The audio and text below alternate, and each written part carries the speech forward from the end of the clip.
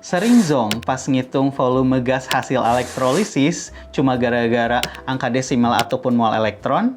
Yuk, klik video di bawah ini biar tahu gimana cara eliminasi jawabannya. Halo Sobat Bima, kembali lagi di YouTube Bimbingan Alumni. Kali ini kita akan bahas lengkap materi pola soal TKA Kimia SMA bersama aku, Kak Arif, tutor kimia Bimbingan Alumni. Yuk, pastikan tonton video ini sampai habis. Kita langsung masuk soal pertama. Let's go!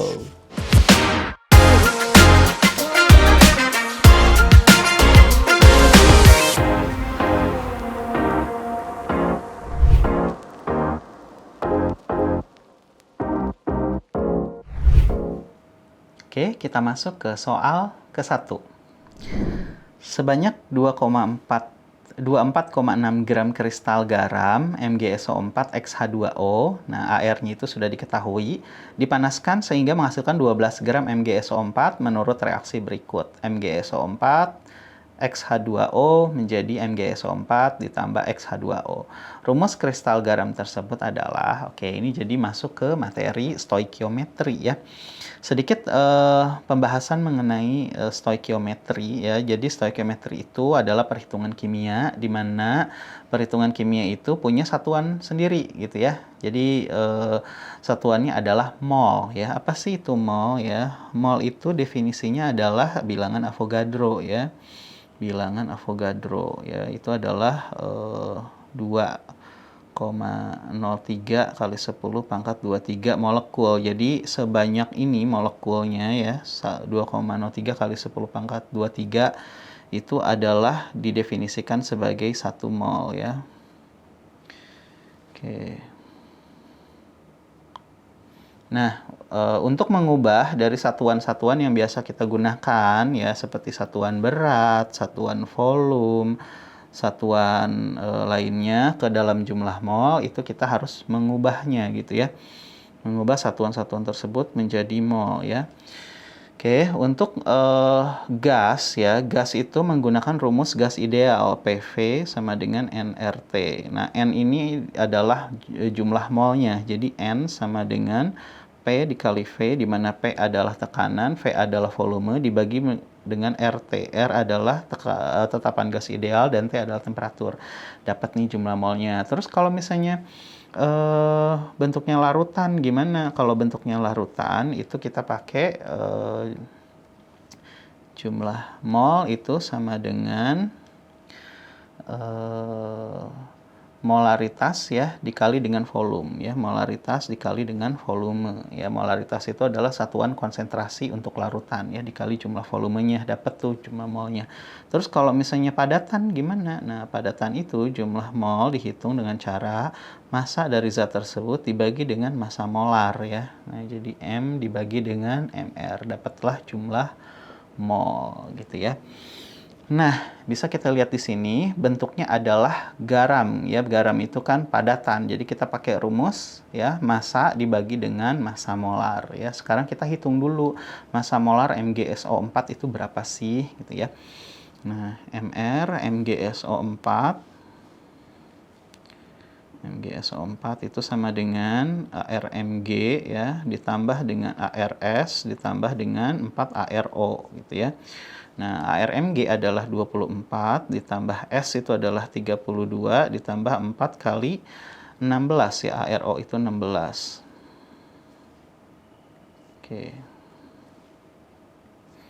Nah, berarti 24 ditambah 32 ditambah 48 ya. Bukan 48, ini 16 kali 4, 24, 42, 64 ya, 64 ditambah ya, ini 10, 1, 3, tambah 3, 6, tambah 6, 120. Jadi bobot molekulnya adalah 120 ya. Oke, terus kemudian H2O ya. Sekarang MR dari H2O. H2 itu, H itu, HRH itu 1, ditambah O itu adalah 16 ya. 2 kali 16. Sorry, terbalik. 2 kali 1 ya, ditambah dengan 16, jadinya 18. Oke. Ini satuannya gram per mol. Oke. Nah, di sini dipanaskan sehingga menghasilkan 12 gram MgSO4. Berarti jumlah mol dari MgSO4 itu sama dengan 12 gram dibagi dengan massa molarnya 120 gram per mol, sehingga mendapatkan 0,1 mol ya. MgSO4. Oke. Nah, kemudian 24,6 gram ya dipanaskan sehingga hasilnya tinggal 12,9 gram. Nah, berarti selisihnya adalah massa air ya enggak? Massa air ya, berarti MH2O itu sama dengan 24,6 gram dikurangi 12 gram itu sama dengan 12,6 gram gitu ya. Oke, 12,6 gram. Nah, di sini kita harus mencari juga jumlah mol dari H2O. Jumlah mol dari H2O itu adalah 12,6 gram ya. Dibagi dengan bobot molekulnya adalah 18 gram per mol. Ini harus kita hitung ya. 12,6 dibagi 18. Ini 0, jadi 126 dibagi 18. Ini 18 kali berapa ya kira-kira? Mungkin 7 ya. Oke, 7 kali 8, 56, 65, 7 kali 1, 7 tambah 5, 12. Pas ya, 126. Jadi 0,7 ya jawabannya. Oke. 0,7 mol. Oke, oleh karena itu, maka perbandingannya adalah 0,1 banding 0,7 ya. 0,1 banding 0,7 atau 1 banding 7. Jadi, MgSO4 dengan 7H2O. Jawabannya adalah E.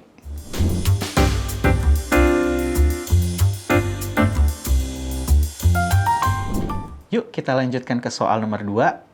Nah, soal nomor 2 ini adalah reaksi adisi dari propena dengan HBr menghasilkan apa? Nah, jadi ini merupakan reaksi dari kimia organik ya. Nah, kimia organik itu sebenarnya materinya ya secara garis besar. Yang pertama adalah tata nama ya, tata nama. Nah, jadi kalian itu harus mampu menamai suatu senyawa kimia organik gitu ya. Atau kalian juga harus mampu menggambarkan struktur dari kimia organik tersebut berdasarkan nama yang diberikan ya, itu tata nama. Yang kedua itu adalah isomerisme. Nah, isomerisme. Oke. Isomerisme itu apa sih? Nah, isomerisme itu adalah senyawa ya yang memiliki rumus molekul yang sama ya, tapi memiliki rumus bangun yang berbeda. Oke. Nanti kita bahas di soal-soal selanjutnya ya. Nah, kemudian kita juga harus mempelajari reaksi pembentukan ya. Reaksi pembentukan senyawa organik. Senyawa organik ya, atau kita sebut sebagai sintesis ya. Oke, terus kemudian kita juga mempelajari ya reaksinya, reaksi-reaksi kimia organik, reaksi-reaksi spesifik kimia organik.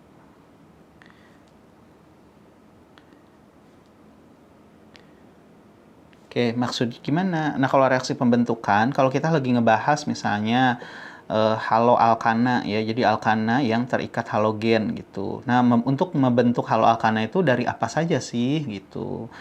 Nah, kalau misalnya reaksi-reaksi spesifik, nah haloalkana yang sudah terbentuk itu bisa direaksikan dengan apa saja, seperti itu ya bedanya. Nah, sekarang kita masuk ke soalnya ya. Reaksi adisi. Nah, reaksi adisi itu merupakan contoh reaksi dari kimia organik ya. Jadi reaksi kimia organik itu ada beberapa macam, sebenarnya banyak sekali macamnya. Salah satunya adalah adisi ya. Adisi itu, ad itu kan artinya bertambah gitu ya. Jadi dua molekul, let's say molekul A ditambah molekul B, itu akan bereaksi menjadi molekul AB ya. Keduanya bergabung, itu namanya reaksi adisi ya. Nah, kita coba lihat ya, anggap saja senyawa A-nya adalah propena. Propena itu asal katanya dari prop ya. Prop itu artinya 3 karbon. Terus kemudian ena. Nah, ena ini penanda adanya alkena atau ikatan rangkap 2 ya. Kita gambarkan dulu. Karbonnya ada 3, terus habis itu ada ikatan rangkap 2. Nah, ikatan rangkap 2-nya ini nggak masalah ya, mau di mana aja, mau di kanan ataupun di kiri ya, karena bentuknya simetris ya. Oke, jadi ini karbon nomor 1, karbon nomor 2, dan karbon nomor 3. Kita berikan hidrogennya ya, ini hidrogennya 2, ini hidrogennya 1, ini hidrogennya 3. Nah, ini adalah propena ditambah dengan HBr. HBr. Nah, seperti yang kita sudah jelaskan tadi, bahwa reaksi adisi itu A ditambah B menjadi AB. Jadi, dua molekul ini harus kita gabungkan. Nah, gimana mekanismenya? Nah, HBr itu bisa pecah menjadi H+ ditambah Br minus. Nah, kemudian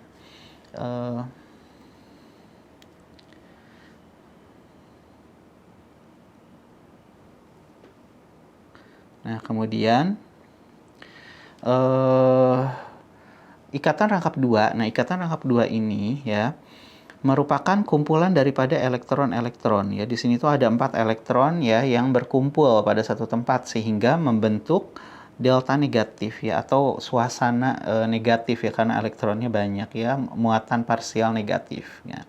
Muatan parsial negatif ini tentu saja akan menyerang sesuatu yang bermuatan positif. Nah, HBr itu ya kan sudah pecah nih menjadi H+ dan Br-. Nah, elektron tersebut pasti akan menyerang H+ ya, karena bersifat positif ya, dia sendiri bersifat muatan parsial negatif. Nah, kemudian si H ini akan nempel ya. Akan nempel kemana nih? Ke CH ya, karbon 2, atau CH2 karbon 1. Nah, ini di sini kita menggunakan prinsip Markovnikov gitu ya. Jadi prinsip Markovnikov itu yang kaya semakin kaya, yang miskin semakin miskin. Maksudnya gimana? Jadi karbon yang sudah memiliki banyak hidrogen akan ketambahan hidrogen lagi gitu ya.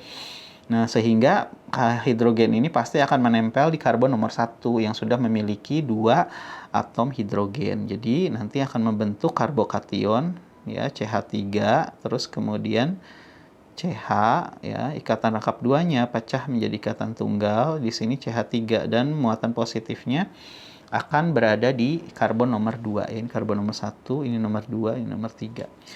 Oke, kemudian, nah karena dia itu membentuk karbokation, pasti Br ini akan menyerang karbokation tersebut ya. Br yang bersifat negatif ini ya, anion, dia pasti akan menyerang sesuatu yang bermuatan positif. Menghasilkan CH3, CH, Br, CH3. Nah, kita harus bisa menamai ya dari struktur yang sudah kita buat. Nah, struktur ini namanya apa? Kita nomori dulu karbonnya, karbon nomor 1, nomor 2, dan nomor 3. Di nomor 2 ada Br, jadi 2 bromo, dan ini menjadi sebuah alkana, propana. Ya, 2 bromo propana. Jawabannya adalah yang C.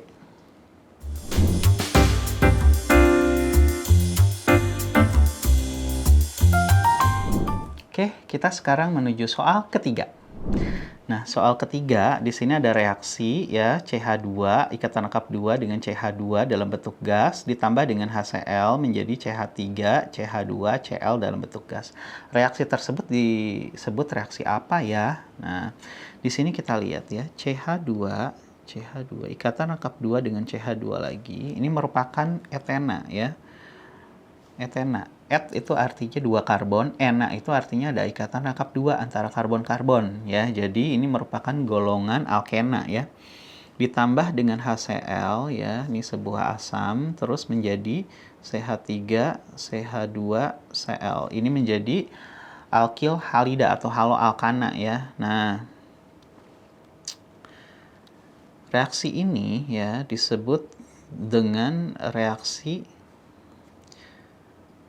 adisi ya. Kenapa reaksi adisi? Karena senyawa A ditambah senyawa B menjadi senyawa AB ya. Kedua senyawa tersebut bergabung jadi satu ya, disebut namanya adisi. Jadi jawabannya D. Nah, sekarang kita bahas dulu mekanismenya ya. Walaupun kita sudah tahu jawabannya bahwa reaksi ini merupakan reaksi adisi ya, penggabungan dua molekul. Mekanismenya seperti apa sih? Nah, mekanismenya ya, HCl itu dia akan terpecah menjadi H+ ditambah dengan Cl- ya. Cl-. Ini sebenarnya dia tidak betul-betul menjadi ion H+ dan Cl- ya, karena bentuknya gas ya. Ini hanya untuk memudahkan saja. Nah, kita lihat di sini elektron ya. Pada ikatan rangkap 2 itu jumlahnya ada 4 di sini ya. Jadi berkumpul elektron dalam jumlah cukup banyak sehingga membentuk muatan parsial negatif ya, bersuasananya negatif karena banyak elektron. Nah, kemudian kumpulan elektron ini pasti dia akan menyerang H+ ya, menarik H+ mendekati dirinya ya karena bermuatan positif, sehingga ini membentuk CH2 kemudian CH3. Nah, di CH2 ini ada muatan positif gitu ya. Membentuk intermediate karbokation ya seperti ini ya. Nah, karbokation ini ya nantinya akan diserang oleh Cl- ya. Oke, membentuk akhirnya adalah sebuah alkil halida atau haloalkana ya, CH3, CH2, Cl ya. Oke, jadi seperti itu.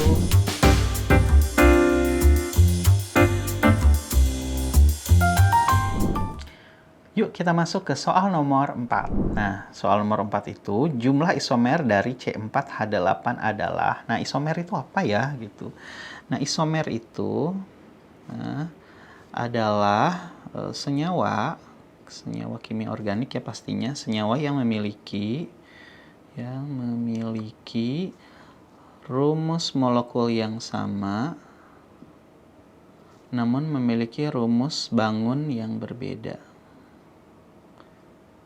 Oke, di sini diminta rumus molekulnya adalah C4H8.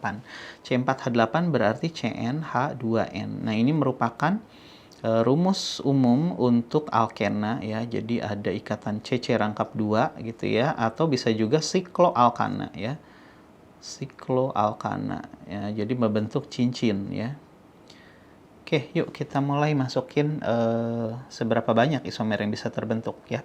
Yang pertama pasti adalah C-nya berderet 4 ya. Jadi normal kita namai disebut normal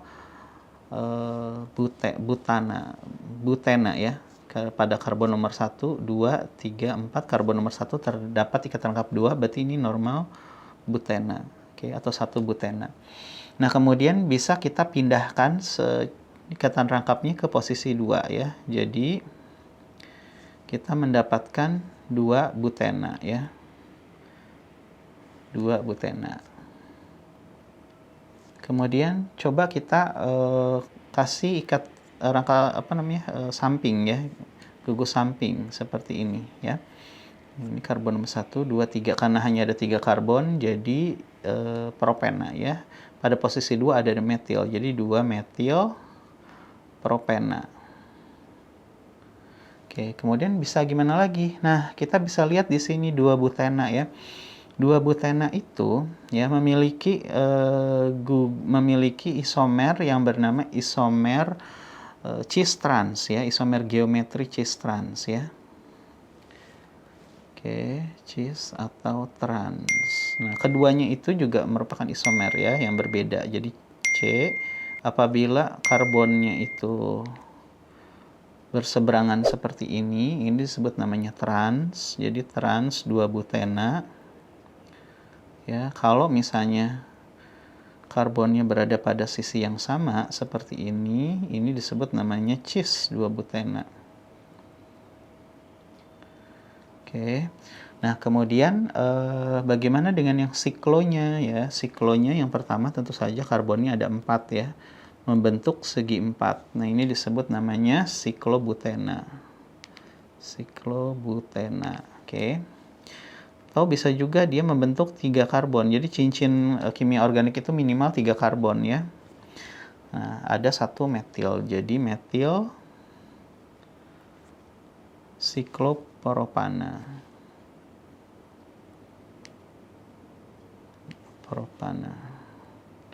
Sekarang kita hitung ya berapa isomernya. Yang pertama ini ya, normal butena 1, kemudian 2 metil propena 2, trans 2 butena 3, cis 2 butena 4, siklobutana 5, dan metil sikropropana 6. Jadi jawabannya adalah E6.